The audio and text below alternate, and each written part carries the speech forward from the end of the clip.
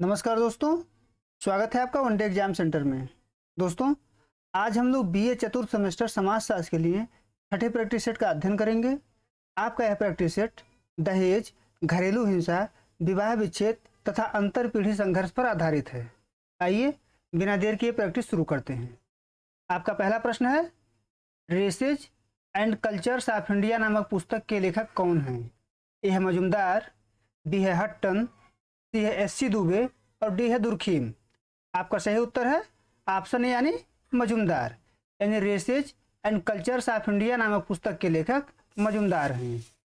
अगला प्रश्न है, दहेज प्रतिषेध अधिनियम कब पारित किया गया था? ए है 1960, बी है 1961, सी है 1962 और डी है 1963। आपका सही उत्तर है ऑप्शन बी यानी 1961। इन दहेज प्रतिषेध अधिनियम 1961 में पारित किया गया था। अगला प्रश्न है, दहेज वह धन या संपत्ति है जो विवाह के अवसर पर लड़की के माता पिता या अन्य निकट संबंधियों द्वारा दी जाती है। यह कथन किसका है? ए है फेयर चाइल्ड, बी है गालपिन, सी है दुर्खीम और डी है सीले। आपका सही उत्तर है ऑप्शन यानी फेयर चाइल्ड, यानी ऊपर जो कथन दिया गया है वो फेयर चाइल्ड का कथन है। अगला प्रश्न है, निम्न में से कौन दहेज का कारण है? ए है कुलीन विवाह, बी है शिक्षा एवं सामाजिक प्रतिष्ठा, सी है सामाजिक प्रथा और डी है उपर्युक्त सभी।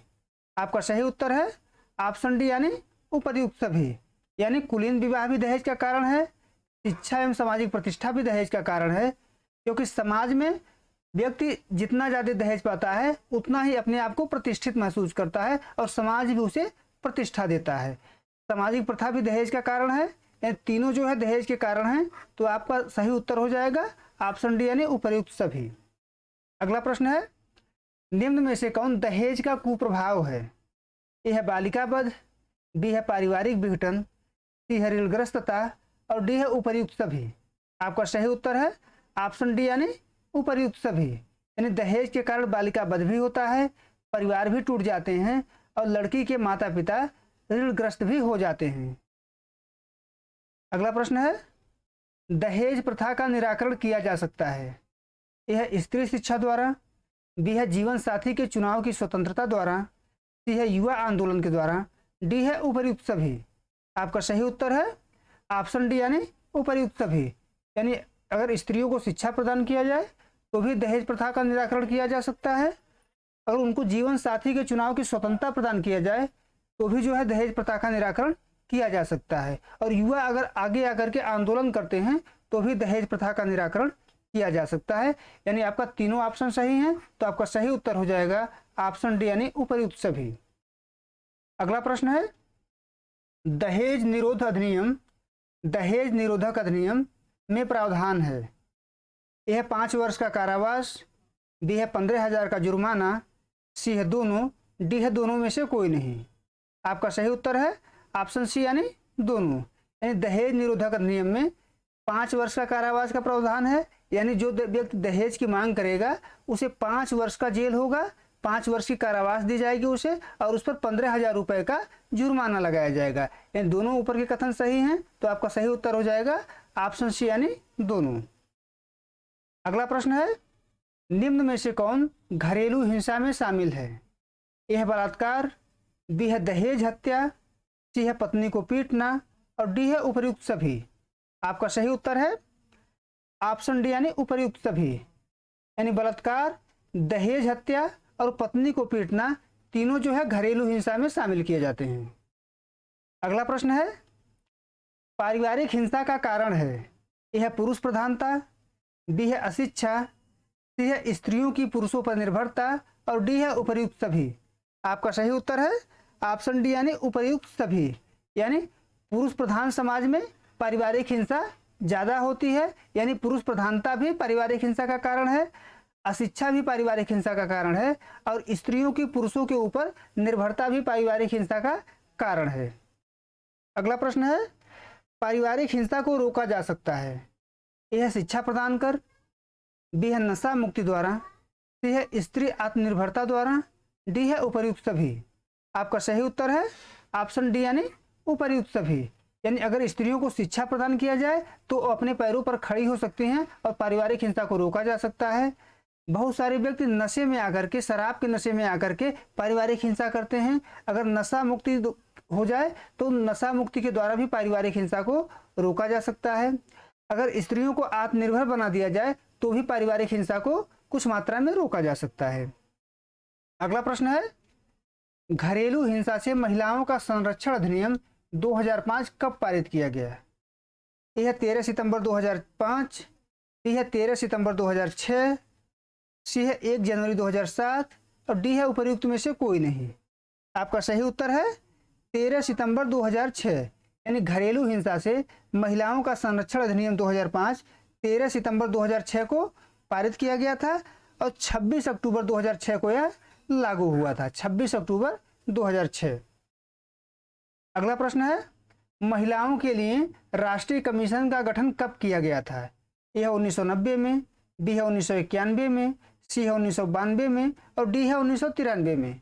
आपका सही उत्तर है ऑप्शन सी यानी 1992 में, यानी महिलाओं के लिए राष्ट्रीय कमीशन का गठन 1992 में किया गया था। अगला प्रश्न है, विशेष विवाह अधिनियम किस वर्ष पारित हुआ था? ए है 1953 में, बी है 1954 में, सी है 1955 में और डी है 1956 में।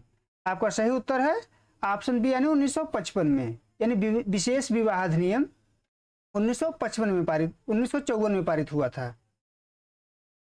अगला प्रश्न है, हिंदू विवाह अधिनियम कब आया था? ए है 1954 में, बी है 1955 में, सी है 1956 में और डी है 1957 में। आपका सही उत्तर है ऑप्शन बी यानी 1955 में, यानी हिंदू विवाह अधिनियम 1955 में आया था और यह 18 मई 1955 को लागू हुआ था। 18 मई 1955 को हिंदू विवाह अधिनियम लागू हुआ था। अगला प्रश्न है, निम्न में से कौन तलाक का दुष्प्रभाव है? ए है अनैतिकता में वृद्धि, बी है पारिवारिक विघटन, सी है संवेगात्मक संकट और डी है उपर्युक्त सभी। आपका सही उत्तर है ऑप्शन डी यानी उपर्युक्त सभी, यानी तलाक के कारण अनैतिकता में वृद्धि हो जाती है, परिवार टूट जाते हैं और संवेगात्मक संकट भी उत्पन्न हो जाता है, भावनाओं का संकट भी पैदा हो जाता है। अगला प्रश्न है, सोसाइटी नामक पुस्तक के लेखक कौन हैं? ए है दुर्खीम, बी है मैकाइबर एवं पेज, सी है गालपिन और डी है सीले। आपका सही उत्तर है ऑप्शन बी यानी मैकाइबर एवं पेज, यानी सोसाइटी नामक पुस्तक के लेखक मैकाइबर एवं पेज हैं। अगला प्रश्न है, अंतरपीढ़ी संघर्ष को दूर किया जा सकता है? ए है मूल्यों के प्रति आस्था के द्वारा, बी है संयुक्त परिवार की उपादेयता के द्वारा, सी है विचारों के सम्मान के द्वारा, डी है उपर्युक्त सभी। आपका सही उत्तर है ऑप्शन डी यानी उपर्युक्त सभी, यानी अगर प्राचीन मूल्यों के प्रति आस्था व्यक्त किया जाए तो भी अंतरपीढ़ी संघर्ष को दूर किया जा सकता है, संयुक्त परिवार को महत्व दिया जाए तो भी अंतरपीढ़ी संघर्ष को दूर किया जा सकता है और विचारों के सम्मान के द्वारा, यानी बुजुर्ग अगर युवाओं के विचारों का सम्मान करें और युवा अगर बुजुर्गों के विचारों का सम्मान करें तो भी अंतरपीढ़ी संघर्ष को दूर किया जा सकता है। अगला प्रश्न है, भारत में वृद्धों की प्रमुख आवश्यकता है? ए है वित्तीय सुरक्षा, बी है स्वास्थ्य सुरक्षा, सी है भावनात्मक सुरक्षा और डी है उपर्युक्त सभी। आपका सही उत्तर है ऑप्शन डी यानी उपर्युक्त सभी, यानी भारत में वृद्धों को वित्तीय सुरक्षा की भी आवश्यकता है, स्वास्थ्य संबंधी सुरक्षा की भी आवश्यकता है और भावनात्मक सुरक्षा की भी आवश्यकता है। अगला प्रश्न है, राष्ट्रीय वृद्धजन परिषद की स्थापना कब की गई थी? ए है 1998 में, बी है 1999 में, सी है 2000 में, डी है उपर्युक्त में से कोई नहीं। आपका सही उत्तर है ऑप्शन बी यानी 1999 में, यानी राष्ट्रीय वृद्धजन परिषद की स्थापना 1999 में की गई थी। अगला प्रश्न है, दहेज प्रतिषेध अधिनियम 1961 को कब संशोधित किया गया था? ए है 1985 में, बी है 1986 में, सी है 1987 में और डी है 1988 में।